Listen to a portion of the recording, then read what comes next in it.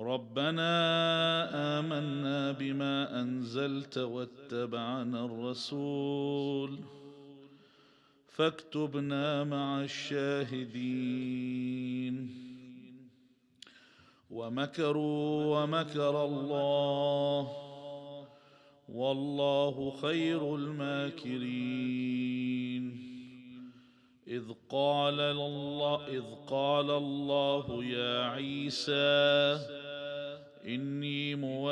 إني متوفيك ورافعك إلي ومطهرك من الذين كفروا وجاعل الذين اتبعوك فوق الذين كفروا إلى يوم القيامة ثم إلي مرجعكم فأحكم بينكم فيما كنتم فيه تختلفون.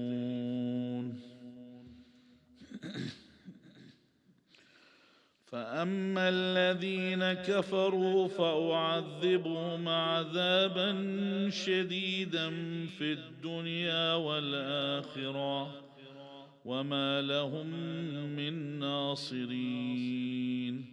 وأما الذين آمنوا وعملوا الصالحات فيوفيهم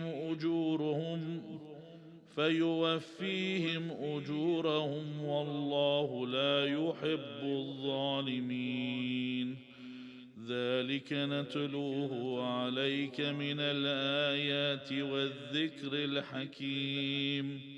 إن مثل عيسى عند الله كمثل آدم خلقه من تراب ثم قال له كن فيكون. صدق الله العلي العظيم. صلوا على محمد وعلى محمد.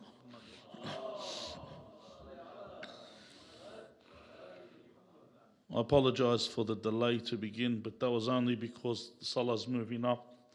Inshallah, the next week we'll come, inshallah, at 6 p.m. and do congregational prayers, and then we can begin at 6:30. That way, if anyone is going to pray and turn up and they have that difficulty, that way it will suffice in this manner. If not next week, the week after. We're just waiting for it to move up towards there. Because I won't be here next week. I'll be here the week after, inshallah. أعوذ بالله من الشيطان الرجيم بفضل الله بسم الله الرحمن الرحيم. الحمد لله رب العالمين. الحمد لله والحمد حقه كما يستحقه حمدا كثيرا. الحمد لله الذي هدانا لهذا وما كنا لنهتدي لولا أن هدانا الله. اللهم لعن أول ظالم ظلم حق محمد وآل محمد وآخر تابع له على ذلك. اللهم لعن العصابة التي جاهدت الحسين وشايعت وبايعت وتابعت على قتله. اللهم لعنهم جميعا. ثم الصلاة والسلام على خير خلق الله أجمعين محمد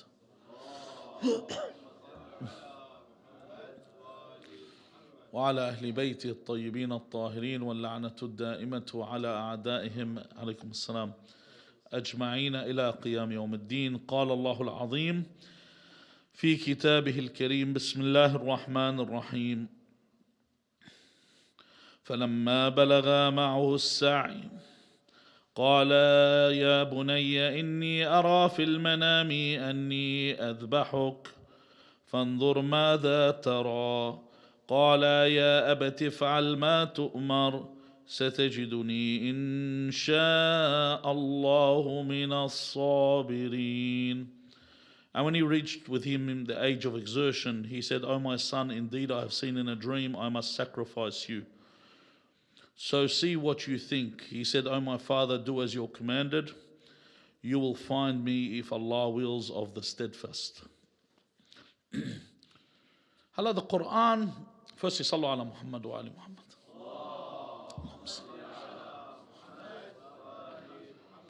The Quran is applicable at all times and in all ages and to all people.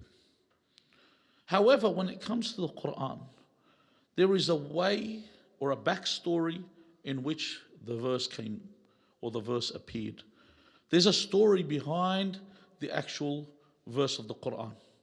But there are lessons to be learnt from these verses. From these verses and these stories, there is a lesson to be learnt, a parable. And that's why a story used to be told now. It wasn't just a movie of entertainment. Like if you watch what they do now with books, and especially the books and the movies, they have no purpose. You know, honestly, like if you sit there and I'm not attacking specific people, but if someone read Harry Potter and J.K. Rowling, I'm not attacking her, she's a billionaire, but so's Kanye West and Kim Kardashian. And probably Donald Trump. Just telling you, Clive Farmer, I can keep going. How many people are billionaires? Doesn't mean anything. But if you want to read the substance, if you want to compare like J.K. Rowling's writing compared to J.R. Tolkien, you know, Rowling doesn't hold a candle to Tolkien. When you read in the novels, they're different. Absolutely different. If you're going to read The Fellowship of the Rings and compare it to, you know, the philosopher Harry Potter and the Philosopher's Stones. You know, it's stones, it should be, because it's a bunch of stones. But anyway, if you want to compare the books and the writing styles, different. And even the movies today and the television series, they just churn them out. They have no substance. Before, a story would be told, and it had a parable. It had a lesson. A lesson was to be learned. Why is this story being told? So we can learn from it. There was substance from the tale that is being told. To begin with, this is the story of Abraham. Now he has a long story. Nabi Ibrahim, alayhi wa ala nabiyina wa alih, afdal as-salatu was-salam, is a long story to his life. And fittingly, you know, because today, this morning was the Eid al-Adha, the Eid of sacrifice, okay? And we finished our discussion about what for the last 4 weeks? Fraternity and brotherhood. And Ibrahim was known as what? Khalilullah. Khalil means what? You know when you say someone Khalili, a Khalil is what? A dear friend. But why do we use the word Khalil? Khalil meaning there was no khalal in his friendship. There was no deficiency. You know what khalal means? A deficiency. There was no deficiency with his friendship with God. His friendship with God was so good, Ibrahim would not ask other than God. He was so loyal that even when he was thrown into the fire, and angel after angel came and said, we will save you from the fire. Ibrahim knew Allah had his back. What did he say? He said to them, God will save me. And one of the angels said, then ask. He said, يكفيني سؤالي علمه بحالي, that I do not need to ask him because it's sufficient that he knows what's wrong with me. That Allah knows what's wrong with me. And he knows my problem. I know he has my back. I have faith in God with this. So when he is cast, Allah Azza wa Jal says, وَإِبْرَاهِيمُ الَّذِي وَفَّى. Ibrahim, the loyal one. Allah calls him wafi. He's loyal. He's not one of those people that walks out on you last second. He's a real friend. He's a real friend. And Allah said, Ya nar, kuni bardan wa salama. He made the fire cool and safe for Ibrahim. And he had trust in God. And he wasn't a burden on anyone. He wasn't one of those friends that are a burden on people. This is the type of person he was. Allah chose him as his Khalil, his dear friend, for many things. There's a lot of reasons why. But of the reasons he chose him was Ibrahim was of charitable nature. He was someone that would never eat alone. Now, think about it today. When we say eating alone, taban, this is something people don't understand. You might think, hold on, what does it mean by he never ate alone? It's makruh. It's not good to eat alone. If you're going to eat, invite someone to eat with you. Let someone eat with you. Don't eat alone. Ibrahim would actually go out into the street and find someone and say, come and eat. Buy something, come and eat with me. Fadal. You know, sometimes if you put something in front of people, you know, they might, if someone comes to your house, if you say you want to eat, they might say no. But when you put the food in front of them, what do? You know, they'll chow down, they'll eat. The food's there, they're going to go for it. They're going to have a feed. And he would feed all kinds of people. And it wasn't like, hold on, because you got to remember, Ibrahim's time, he was surrounded by idolaters. He was surrounded by idol worshippers. He wasn't surrounded by believers. It wasn't like, even to the point where Allah Azza wa Jal admonished Ibrahim once. Why? He admonished him for something he did. He invited a man to eat with him. While the man was eating, Ibrahim, mentioned the name of the Lord, before he ate. Thanking Allah Azza wa Jal for the food. And that man refused to mention God's name. So Ibrahim just said to him, how do you eat from the blessings of God without remembering God's? The man got upset, Sad nafsu, as we say, he didn't want to eat anymore, and he left. Okay? As he left the place, Jibreel came to Ibrahim and said, "Oh Ibrahim, this man has not thanked God, and he's lived on the earth for 40 years. He's been eating and he has never thanked God. Yet God hasn't cut him off. How did you make him upset while he was eating? You should have allowed him to eat first." So Ibrahim went and followed the man, called him back, asked him to forgive him, come and eat. And this is the way he was, and this is the way Allah is. He wants you to show gratitude by being good. Bil ihsan. So he chose him as a Khalil because of his generosity and sacrifice. Even sometimes people rebuked him. They say, you give too much, you will give everything. He gets a sheep, he'll kill the sheep, gets a goat, kills a goat, gives it, makes food, feeds people. And he said to them, if I had a son, I would sacrifice him for God. I do this all for God. In other words, even if I had a son, I would go that far. Remember, this is the first lesson you're going to get from the story. Is what? Is we have a tendency to state a claim beforehand. You know how everyone's wise before the fact and everyone's wise after the fact. Before the fact, everyone talks, my son did this, I would knock him out. If my daughter would do this, I would chain her. If this guy, will kill him, and this guy will blast him, and this guy will do this.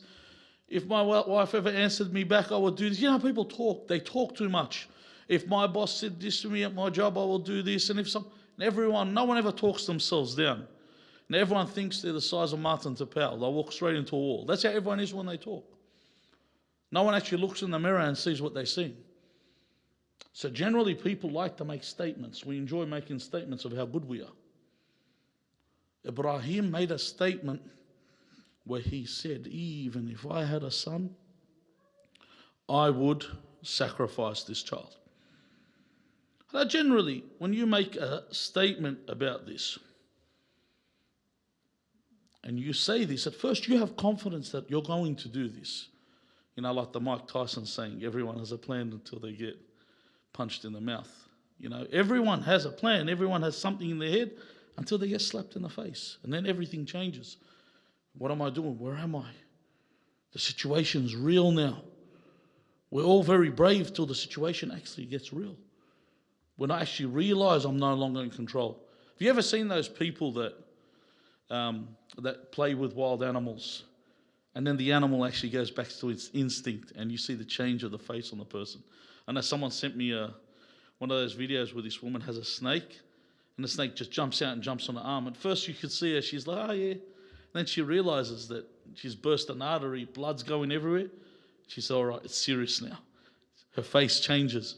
Her attitude of playing with this wild animal changes completely. Because when it becomes real, our reaction's different. So don't make a statement unless you are certain you can back it up. And you're not. Because when you are tested and the time comes to collect, are you able to make the transaction? So this is where we come to the introductory verse. Firstly, we need to look at Allah Azza wa Jal had left Ibrahim, who he loved dearly. Look at the way he's tested this man. Ibrahim, I think, was at about 98 or 99 years old without a child. Without a child. And his wife, Sarah, had reached the age of 90 without a child. Had no children. So Sarah said to Ibrahim, she said, I have my bondsmaid, my handmaid. She's a young, fertile woman. I'll give her to you as a wife. Inshallah, Allah gives you a child from her. And I don't want to go into the detail of that part of the story, but when she has, he agrees and marries Hajar. From her, he has Ismail, his first child. And Allah Azza wa Jal says that we have given him a forbearant child, a patient child, a steadfast child, a child that can endure. When he has Ismail, he raises Ismail, and I want to go through the whole history of where he took him and that. He raises him to the point, because at first, when you have children, whoever has a child, your love with your child grows as they grow. Because when they're first born, they really do nothing else. They eat, cry, and go to the toilet on themselves. Pretty much all they do. And then when they start to laugh for you, your love increases. When they start to make movements, your love increases. And as they start to grow, when they talk to you, your love increases.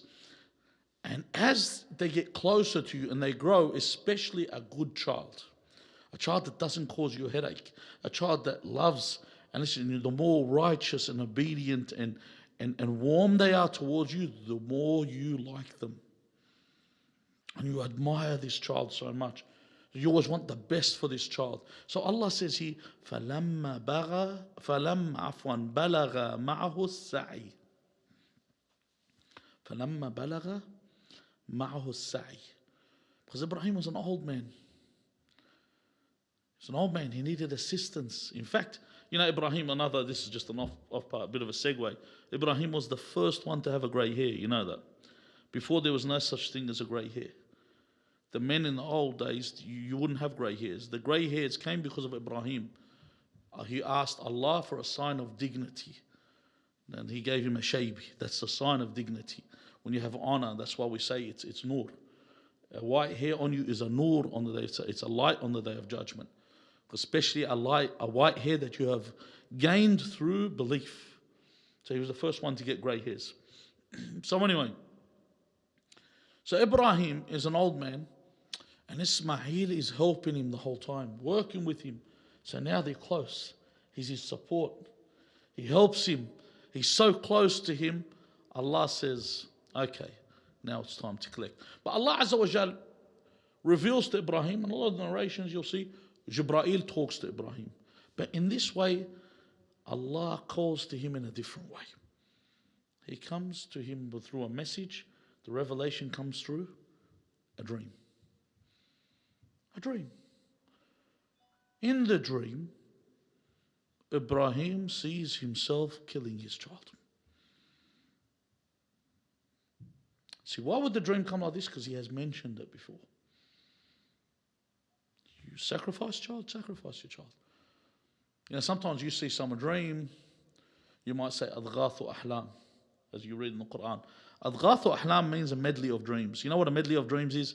You know those ones where you're 1 second jumping on your bed, the next second you're flying through the moon, then you're eating cheese on the back of a sheep, or you're swimming with a dolphin. The ones where you end up all over the place. They call that Adghathu Ahlam, medley of dreams. They have no meaning. There's two other types of dreams that you have. One's Adghathu Ahlam, and the other one is what? The other two, one's called Hilm and one's called Ru'ya. The Hilm generally is a nightmare. It's the touch of Satan. When Satan touches you in your dream, is a nightmare. They call that, we use the word Hilm for dream, but that's what it is. The actual nightmare. Or you might hear the word, in Arabic they'll say qabus. Have you ever heard when someone says qabus? Qabus comes from but qabus is more of a wet dream, really. Because qabus, it is. Because qabus originates from the word incubus or mancubus.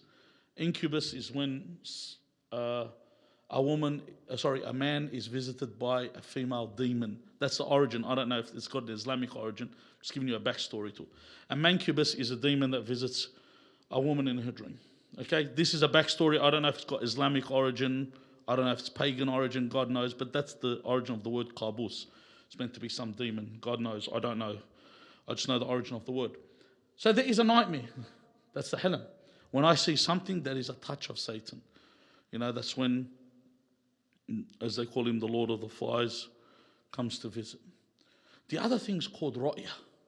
A ru'ya is like a premonition. A ru'ya is something to come. Just as you see with the stories of Nabi Yusuf, alayhi salam, Joseph, he sees in a dream what? He sees several dreams throughout the stories that are linked to him. So in this dream, is this a touch of the devil, or is this what? A premonition. God's given him a sign of something to come and something he must do. So the first night, he doesn't think much of it. So in the second night, he sees the same dream.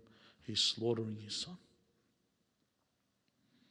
The second night, same thing. On the third night, he sees it one more, and then he is certain that this is for me to fulfill what I said. So he takes this son to mention to this son what he has seen. And this is what the verse says. قَالَ يَا بُنَيَّ. He says, "Oh my son, إِنِّي أَرَى فِي الْمَنَامِ." While I was asleep, I saw. أَنِّي أَذْبَحُكَ فَانْظُرْ مَاذَا تَرَى. He says, I have seen in my dream. In other words, this is what I see I have to do. This is what he's trying to say. That I have to slaughter you. أَذْبَحُكَ means to slaughter you. When I say slaughter you, I want you to think about this for a second. If someone was to kill someone, the easiest way to kill them is what? The way the Americans have been doing it for a while. Through the, what do they call them, those unmanned things? What do they call them? Drones. Those drone attacks. Why? Because the guy's sitting somewhere in Washington, D.C. playing like as if he's playing, a simulator. And he kills these people. There's no attachment. It's just like making a kill. Just another kill. He's playing Call of Duty or something. That's how it feels. Doesn't even feel like he's killed someone. So it's very far. There's no... For you to shoot someone is a bit harder, especially from long distance, especially close up. Imagine to slaughter someone. They should be as close as possible, and you're going to apply a blade to their neck. You know how difficult that is for someone to reach this point? To be able, it's very difficult, something you can't do. It's not something that's normal for someone to do. So when God commanded Ibrahim to do this, it was difficult. Furthermore, the person he had killed was a righteous man, a good man, his son. Furthermore, Ibrahim had reached the old age. When someone has a child at an old age, how do they feel about this child? You mellow out with your age. As you get older, if you ever notice in a family, the ones that cop the premium beatings were the oldest children. They copped all the beatings. The youngest children don't even know what a beating is. They wouldn't even know. They've never even seen a belt before in their life. The old ones, they know everything. They've had every single type of punishment because this was the prototype. This is the alpha and beta testing was the first child. By the time you've reached the end, the parents get old and they've mellowed out and they've changed. Taman today, even no one gets any form of discipline. Instead they just go see medical help and give them Ritalin or something. But anyway, I don't want to go into that. So, as we get old and we mellow out and we relax, we have, especially when you get a child at an old age, you're so attached. Ibrahim's so attached. This child is everything to him. Very difficult. But Ibrahim is loyal. He keeps his word and he believes in God to the nth degree. He believes in God right to the end. So he says to his son, how do you feel about this?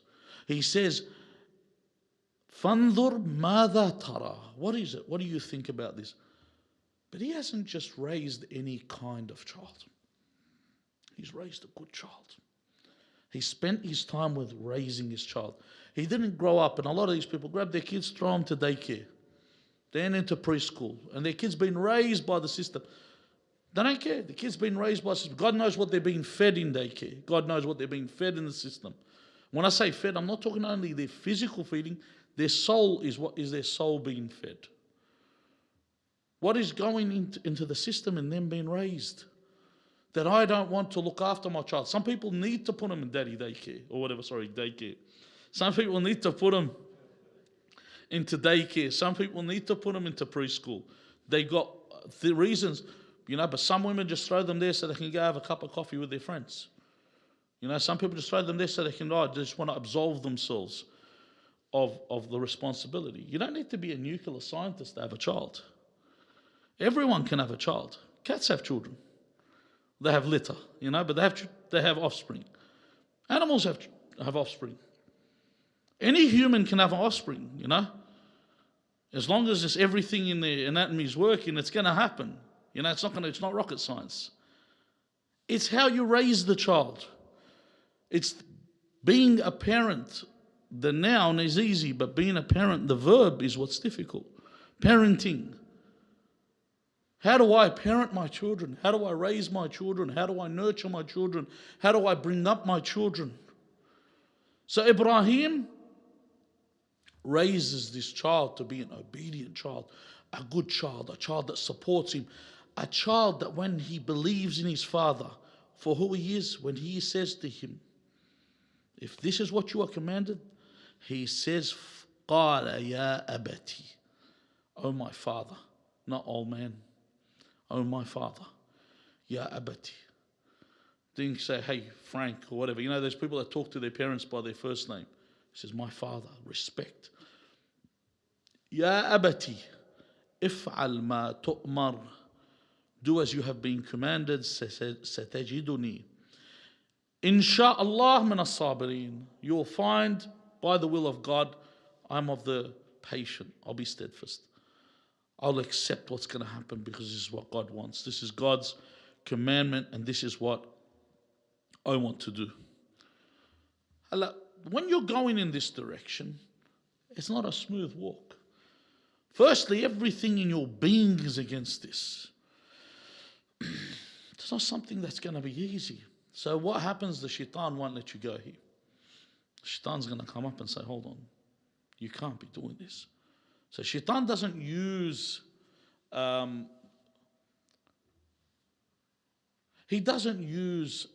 normal approaches. He doesn't come up and say, listen, I'm the devil, don't do this. When people want to take you away from what's right, they don't come in that manner. They don't come. If someone tells you, all right, for example, you see when people want to steal from the system, for example, people want to rot the system. You remember when the ATM was spitting out double money and everyone went and started withdrawing money and they say, oh, these banks are rich, it's okay. They want to excuse what they're doing, but they know it's haram, they know they're stealing, but they want to do it. So they say, oh, these banks are rich, they're probably owned by all these corporations kill millions all over the world. You're still stealing. You can't absolve yourself for theft. You're stealing. You can lie to yourself, but you can't lie to God. So this isn't the method. This is pretty much the method the shaitan comes in. So he comes up to Ibrahim and says, where are you going? But he comes as a human. So shaitan, in some instances where he needs to make a vital change in the world, he'll come as a human being. That's when you read the story of Saqifa. He was the first one to give bay'ah to Abu Bakr. He was the first one. He came as a human being. So there, he's come as a human being, and he says to Ibrahim, he says, where are you off to? He says, and what are you doing with this lad? He said, well, I'm going to slaughter my son. He says, slaughter your son? You're going to kill a sweet, innocent boy that's sinless. He said, this is what I've been commanded. He said, how? He said, in a dream. He said, this is the touch of Satan. Don't do it. Satan's trying to deceive you. And this is shaitan talking to him. Satan's talking about himself. He's talking in third person. But, incognito. But anyway, so he's come in and said, don't do this. It doesn't work. So he leaves. He comes back another way and he says, listen, Abraham, if you kill your son, what's going to happen? Then it will become a sunnah, it will become a tradition for people to kill their children. Look at the method, see the deception? Shaitan says, be away from me. Ibrahim says to Shaitan, be away from me. I'm going to do what I'm commanded. Ibrahim's firm in obedience to God. Shaitan doesn't leave there. The next thing is he follows Hajar. And he says, I saw a man that looked like your husband. As if he knows her, we know each other way back. He had, I think, a child that looked like your son. And for some reason, he thinks God told him to go kill his son. She says, Ibrahim would never kill his son. He is tender. But he said God commanded him. She said, if God commanded this, then so be it. So Iblis lost there. In fact, the sacrifice, if anyone's been to Hajj, where it's supposed to take place, is how you've got the Jamra al-Aqba, the big shaitan, the big pillar there, and then you got the wusta, and then you got the sughra. It was meant to be taken where the wusta is. This is where the sacrifice was going to be made. In fact, Ibrahim was so obedient to Allah that he put وَتَلَّهُ الْجَبِينِ, he actually put the knife onto the throat of Ismail and Dabah. I don't know if has anyone ever killed a sheep or killed an animal? It's when you're doing the Dabah, it's supposed to be one stroke. You're not supposed to go back and forward. So it's got to be one hard stroke, and in this stroke you're supposed to cut both jugular veins and the trachea and the esophagus in one go. So you're cutting all four, al-awdaj al-arba', all four, in one stroke. It's supposed to be quick, and that's why the knife has to be sharp. And it was in this manner. So Ibrahim put the knife and he went. In this instant, Jibreel flipped the knife. So what was cutting? The blunt part. So Ibrahim turned the knife again and he went for it again. In this instant, Jibreel spun the knife 3 times. And then Allah Azza wa Jal tells Jibreel to tell Ibrahim that he has fulfilled. And he actually did it 3 times. Like if it didn't work the first time, he went for it. Why? Because he wants to listen to the commandment of God. Bottom line, that's what it was. He said something and then he fulfilled it. He backed up what he said. So Allah Azza wa Jal instead placed the sheep, and that ram was what was to be killed instead of the child. And this became a part of the rituals of Hajj. That when you go to Hajj, you have to slaughter a sheep in Mina. After you hit the Shaitan al-Aqba, the big pillar which is now a wall, after you've struck that, then you have to slaughter a sheep before you can take off your ihram. Because of the tradition of Ibrahim al-Khalil. Now, this is the day of Eid al-Adha, this morning was, and on this day people slaughter sheep and they give it to the poor on this day. It's a day of celebration in the sense that we have returned to God after we are purified from the Hajj. And generally, whenever there is a time for this kind of celebration, the poor people are the people that gain from this. People give out. Obviously, in the world we live in today, especially you're living in Sydney, I don't think you know anyone that's living in famine. And even when they're trying to make comparisons of the 1920s with today, you can't compare the Great Depression. I don't think there's ever going to be another, what you would call a recession in the world we live in, by the standards that we lived in the past. So you won't see this kind of poverty to understand what it means for a day of Eid. But of the things that I need to do on these days, as we're moving towards Muharram, and there's this Eid, there's the day of Ghadir, the celebration of Ghadir, inshallah, in about 8 days. And before that, there's also a narration, Imam al-Hadi, one of the narrations says he was born on the 2nd of Rajab. Another narration says he was born on 15th of Dhul Hijjah. So we also got that. And then there's the day of Mubahila coming along. But this is the significance of this sacrifice. This is the backstory as to why this is a day of Eid. It was a day where Ibrahim fulfilled what he said to God. He made he fulfilled a statement that he made, and Allah Azza wa Jal did not let him go through with it. So in other words, what I should learn from this is, if I go with God and I move forward and I move in a direction which is right, I should always expect the best outcome. Always expect the best outcome, regardless of what happens. The best outcome will come because Allah Azza wa Jal is with you. Even when they used to make sacrifices to God of animals, and when you make the Adha, when you actually do the Qurban, when you do it in Mina, the flesh of the animal does not reach God. God is not in need of the flesh. But it's the fact you're doing an act of obedience. You're showing that you are obedient to God. You are following what Allah Azza wa Jal commanded you to. And this is of the things we gain from Ibrahim. There were other things that Allah gave to Ibrahim because of this. Once he fulfilled this act, Allah said, Inni ja'aluka linnasi imama. You are now a guide to mankind. So he's placed him in this position. And then he gave him certain things that were linked to the fulfillment of this. One, and these are things we do up to today. These are part of the sunnah. Some are obligatory, some are recommended. One, the trimming of the mustache, to have your mustache trimmed. In other words, I shouldn't have hair over my mouth. You know, when you trim your mustache, sometimes it's makruh to have hair over your mouth, you know. So that should all be lined up. You don't go no-mo. It's not... Yeah, and you're not supposed to go orangutan on this, you know. You don't need to do that. So there's, you know... So it's trimming the mustache. Another thing is grooming the beard. Keeping the beard groomed was another thing that he told him that needs to be done. Another thing was brushing the teeth.